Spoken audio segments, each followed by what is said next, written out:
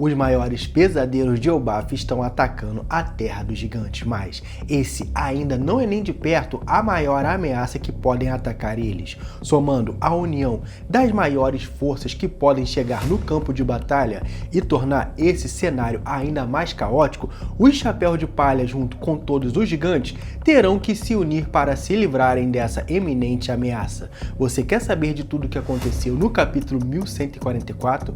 Vem comigo que eu te conto agora nesse vídeo. Fala galera, tudo bem com vocês? Sejam bem-vindos ao canal Shogun Anime e review do capítulo 1144 de One Piece, que está bom demais. Só não vai estar melhor do que o próximo capítulo. E temos algumas questões que abriram margem nesse capítulo. E uma delas é que eu acho que vai ter o julgamento do Loki e que alguns almirantes vão se juntar nessa batalha, e fora outras tretas que estão rolando na Terra dos Gigantes. Então vem comigo que eu vou falar de tudo isso agora. Só manda o seu like, se inscreve no canal e let's bora para o vídeo. E no capítulo 1144 de One Piece voltamos com as histórias de capa sobre a peregrinação substituta da colheita dourada da criança ogro Yamato, volume 29, libertando Minamoto, o carpinteiro e as garotas. Yamato e Tama derrotaram a gangue do Uju e Tama está agora com Minamoto, que está chorando, e Yamato, que recuperou a espada do Yasuie e está conversando com as garotas. Vamos ver se agora o Page One e a Uchi vão se unir à peregrinação da Yamato, como já estamos prevemos alguns capítulos atrás, que da mesma forma que Oden teve os seus bainhas vermelhos quando foi visitando as cidades de Wano, Yamato da mesma forma vai fazer os seus. Uma outra coisa que eu já venho falando é que essa história de capa vai ser uma das mais longas, porque ela só vai terminar quando Yamato retornar na capital das flores. E é bem possível que ela faça toda essa caminhada e quando voltar para a capital das flores, a capital esteja sendo atacada. Eu sempre gostei da possibilidade do Barba Negra invadir o Wano e quebrar-se as barreiras de Wano mais, para ir pegar a arma ancestral Pluton. Depois de receber a informação do Caribou, ele possa reivindicar esse espólio que foi deixado para trás. E por esse motivo, o Oda vai fazer Yamato formar uma nova equipe de bainhas vermelhas e proteger Wano de possíveis invasões. Só que nós sabemos que um dos maiores obcecados por Pluton era o Crocodile, então eu também não descartaria a possibilidade dele ir para o Wano e pegar uma cópia do Road Poneglyph e sem querer descubra sobre a arma ancestral. E já parou para pensar que o bando do Bug é o único dos Yonkous que não tem ninguém que possa ler os poneglyphs para ele? Isso pode ser até uma deixa para eles sequestrarem o avô do Momonosuke. Mas indo para o capítulo, ele começa com Frank e Ripley que chegam a um prédio muito estranho, já que o seu formato não se assemelha com o tipo de arquitetura que vimos até agora em Elbaf. O topo do prédio se parece com a cabeça de um robô. Todo lugar está cercado por plantas. O Frank fica fascinado e pergunta: o que é esse prédio? Essa coisa tem cheiro de ciência. A Ripley sorri e diz: já que você é um ciborgue, então eu sabia que esse lugar iria te empolgar. Mas vemos que o Frank pergunta a ela porque algo assim está nessa nação de guerreiros. E a Lilith e a Bonnie reaparecem dentro do prédio e a Bonnie diz que o interior dele é incrível. E a Lilith está querendo mostrar o prédio para o Frank e pelas suas contas, esse lugar tem mais de 3.000 anos de idade. O Frank pergunta como elas vieram parar ali e elas respondem que se perderam, mas agradece eles por eles a encontrarem. A Ripley chega a dizer que escutou o alarme tocando, então deduz que a floresta não está mais segura e para confirmar a sua suspeita, Bonnie fala para eles olharem para trás e podemos ver que um dos pesadelos das crianças, que é uma tempestade, chegou até eles. E com base no que eu vi nos spoilers, eu achei que seria outro robô gigante adormecido na árvore, mas agora dá pra ver que é uma construção. Eu chutaria que seria um robô que, por sinal, era muito grande, até maior do que o Emif. Foi desativado em cima da árvore do Tesouro Adão há muito tempo atrás, não quando essa árvore era mais nova, porque o seu tamanho nem se compara com a muda que tinha em Ohara, já que aquela que eles usaram como biblioteca Os historiadores estimavam que ela teria pelo menos 5.000 anos. Já essa de Elbaf, eu creio que deve ter no mínimo 50.000 anos. E como eu falei, esse robô deve ter sido desativado aí em cima mesmo e foi usado como abrigo. Veremos melhor o seu interior daqui a alguns capítulos. Eu gosto da maneira de como o Oda está mostrando de uma forma discreta uma coisa que eu já venho falando há muito tempo, que o mundo onde essa história está se passando é bem mais antigo que nós imaginamos, que o século perdido é apenas um grão de areia no meio dessa longa linha temporal. Mas mudamos para a floresta, vemos que os gigantes estão se preparando para lutar contra o monstro Dragar.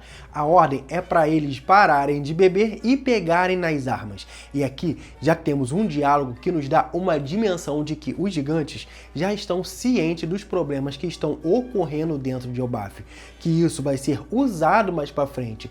Temos o simples diálogo dos guerreiros se perguntando de como essas criaturas estão conectadas nos sonhos das crianças. O Brook se pergunta se essa versão do monstro é a versão dele gigante. Os gigantes da vila não permitem que o bando do Chapéu de Palha lutem, já que eles são convidados. E o Usopp tenta até contestar dizendo que ele vai lutar sim, mas eu creio que ele disse isso por plena educação, já que ele está cheio de medo. Já por outro lado, o Kron, que não tem permissão para lutar, ele quer ir para a batalha, já que ele é filho do Coppergaban, mas tomou um empurrão do gigante que o repreendeu e mandou ele ir para um lugar seguro. A Nami chama o Jaru e leva ele até os guardas gigantes feridos e vai contando a ele sobre os intrusos no castelo, e os guardas contam que tinham 2 invasores extremamente fortes. Um deles tinha a cara do Ruivo e o outro usava um poder bem esquisito.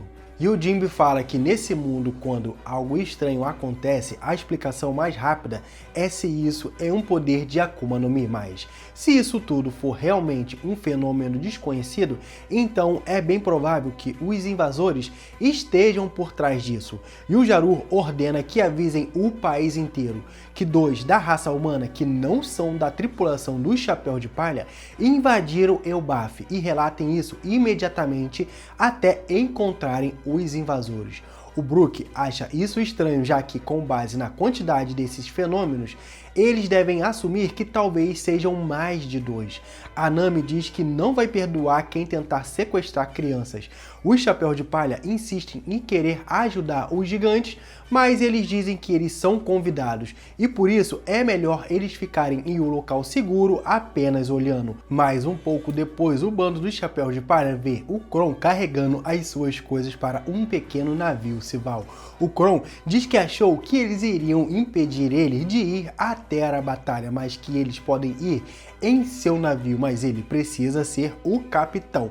O grupo aceita a oferta do Kron e partem em seu civil junto com o Usopp, Jinbe e Nami e Brook, mas o Usopp diz já que o Kron é um gigante, ele tem que remar. E o Kron, todo animado, diz: zarpem com os piratas Kron, avancem. E como eu falei no review passado que se o Oda estava mostrando a Nami, o Jinbe e o Usopp escutando o que estava acontecendo na biblioteca, era para que eles no próximo capítulo já estivessem indo para a biblioteca, o que pelo menos para mim indica que daqui a alguns capítulos teremos esse encontro da Nami, o Usopp e o Jinbe contra o Killigan, o Somers e a Gonk. E uma coisa que eu notei é que, apesar da Nami descrever o Shanrock para o Jaru, ele pareceu fazer nenhuma ideia de quem era. Então isso pode ser um gatilho tanto para o bem quanto para o mal. Já pensou se esse é o momento que ele aguardava? No caso, quando os Cavaleiros Sagrados aparecerem, ele saberia que uma pessoa como Shanks era a confirmação de colocar um plano para tomar Elbaf e ser o novo rei desse lugar, reconhecido pelo governo mundial. Porque caso ele mesmo seja um traidor que esteja querendo roubar o trono de Elbaf, já que o Loki está preso.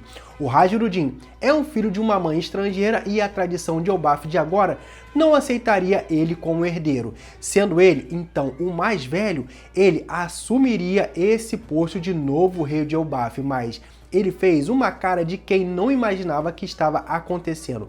Então, possa ser que ele não seja um traidor, mas também eu tenho que levar em consideração, já que ele é um gigante bem velho e está com uma espada na cabeça, então não deve estar com seu funcionamento cerebral normal, mas pode ter essa possibilidade disso tudo ser um plano do Jaru para tomar Elbaf.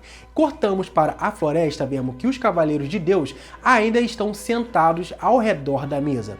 Agunco está ouvindo música com os fones de ouvido com as iniciais TD neles, enquanto o anúncio do gigante é ouvido em todo o país com a seguinte informação: para toda a nação do Reino Solar foram confirmados humanos que não fazem parte do Chapéu de Palha no Castelo Auruste. A hostilidade é esperada por parte deles. O Somers sorri, já que Agunco está fazendo o seu ritual pós-refeição de novo. Agunco corrige ele e diz: isso não é um ritual, eu gosto de fazer isso. E o Somers fala: ter algo com você e ouvir música não é uma coisa ruim.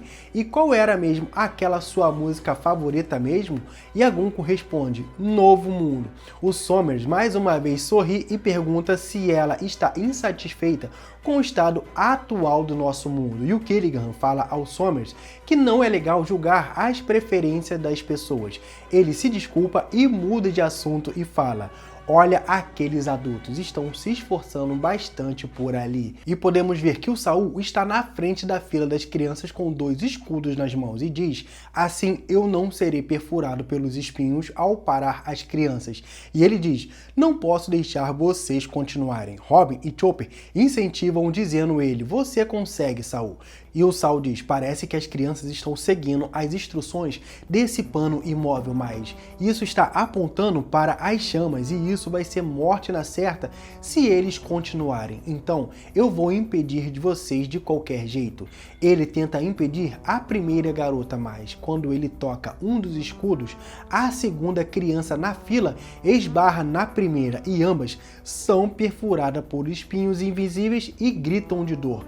Saul, Robin e Chopper ficam em choque com a cena, já que as crianças estão sendo perfuradas na frente deles e eles não podem fazer nada. Então, o Saul decide usar uma corda para puxar as crianças do final da fila uma por uma. Ele consegue puxar uma, sentindo um fio de esperança, já que assim ele vai poder salvar as outras crianças das chamas. Mas, de repente, surge um monstro ferrir que saiu dos pesadelos das crianças. Ele chega então a uma conclusão que parece que os monstros estão guardando as crianças, não permitindo que ninguém as pare em direção às chamas. E cortamos de novo para a vila na floresta. Os gigantes, depois de muito sacrifício, finalmente conseguem derrotar o monstro Dragar, só que de repente mais monstros aparecem e os atacam, fazendo todos eles recuarem mais. Quando tudo parecia perdido, a salvação finalmente chega em uma página dupla incrível no final do capítulo.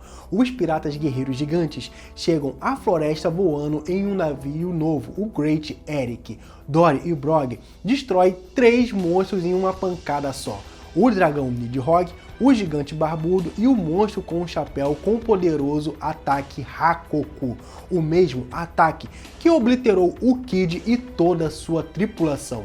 Os piratas guerreiros gigantes estão no navio pirata Great Eric agora na forma de um cibal e dizem: esperem aí, monstro da ilha, estamos indo atrás de vocês. E para deixar as coisas ainda mais interessantes, Scopper Gaban está com os piratas guerreiros gigantes no navio.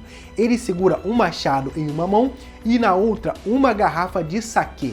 Gaban está pronto para lutar. Os gigantes da floresta ficam aliviados ao ver os piratas guerreiros gigantes chegarem. Brog pede desculpa pela demora e fala: é um desperdício fazer isso, mas botamos todo o álcool para fora. E o Dory complementa: vamos cuidar de todos os monstros, vocês cuidem das crianças. E os gigantes na floresta ficam surpresos ao ver o Scopper Gaban e diz: o quê? O Yassan, o devorador de montanhas? Ninguém consegue mais derrubar aquele navio. E temos o comentário do editor: surge na Terra dos Bravos o braço esquerdo do Rei dos Piratas. E fim do capítulo. E que capítulo incrível, melhor do que ele só o próximo. Agora, como estamos vendo núcleos que estão sendo formados para um possível embate e, pelo que eu estou vendo, teremos uma reviravolta. Uma é que as coisas vão esquentar mais do que se imagina, e uma outra que, pelo que eu estou vendo, o Loki vai ser absolvido pelos seus crimes. Mas vamos por parte, vamos começar por essa parte, porque eu acho que o Loki vai ser absolvido pelos seus crimes. E quando eu li esse quadro de que os gigantes já têm a informação de que esses seres estão conectados diretamente à imaginação das crianças, já dá para ver que eles têm um breve panorama de que algo externo está interferindo em Elbaf. E com essa comitiva dos piratas guerreiros gigantes derrotando os pesadelos, que alguns já devem ser resolvidos no próximo capítulo, já outros vão ser mais difíceis, o que eu quero dizer com isso é que o time do Jinbe, Nami e Usopp já devem começar a sua batalha contra os Cavaleiros Sagrados. E vai ser aí que as coisas podem piorar ainda mais, já que se um dragão celestial for golpeado, ele tem o poder de convocar um almirante imediatamente. Agora, o que vocês acham que pode acontecer se 3 Cavaleiros Sagrados forem derrotados? Eu acho que eles podem imediatamente mandar uma frota com um almirante imediatamente, que na minha opinião já devem aparecer ou já devem estar a caminho os almirantes Fujitora e Aramaki chegando com uma frota de navios da marinha junto com o governo mundial, já que, ao meu ver, só os Cavaleiros Sagrados podem passar pelo abismo. Então, podem esperar que alguma coisa catastrófica vai acontecer em Elbaf. Agora, com relação com os crimes do Loki sendo absolvidos, eu acho que após esses Cavaleiros Sagrados serem derrotados, eles sairão de Elbaf através do portal, ou podem até mesmo serem presos. E com isso teremos o Loki contando o que aconteceu com ele e com seu pai. E se caso seja isso mesmo, no caso dele ter sido incriminado de ter matado o seu pai pelos Cavaleiros Sagrados, eu acho que agora seria apresentado a sua inocência. Ou até pode ser pior, o Jaru, caso seja mesmo o traidor, pode contar toda a real história antes disso. Uma coisa para mim é quase certa, é que teremos uma mega batalha em Elbaf, seja a marinha e o governo mundial invadindo pela costa e os Cavaleiros Sagrados através do portal, e com a inocência do Loki provada, os gigantes e o Chapéu de Palha vão se unir e lutar contra o governo mundial mais uma vez. Quando isso vai ser, eu não sei. A única coisa que eu sei é que o próximo capítulo vai ser melhor do que esse. Para você não perder nada, se inscreve no canal, deixa o seu like. Até a próxima, fui!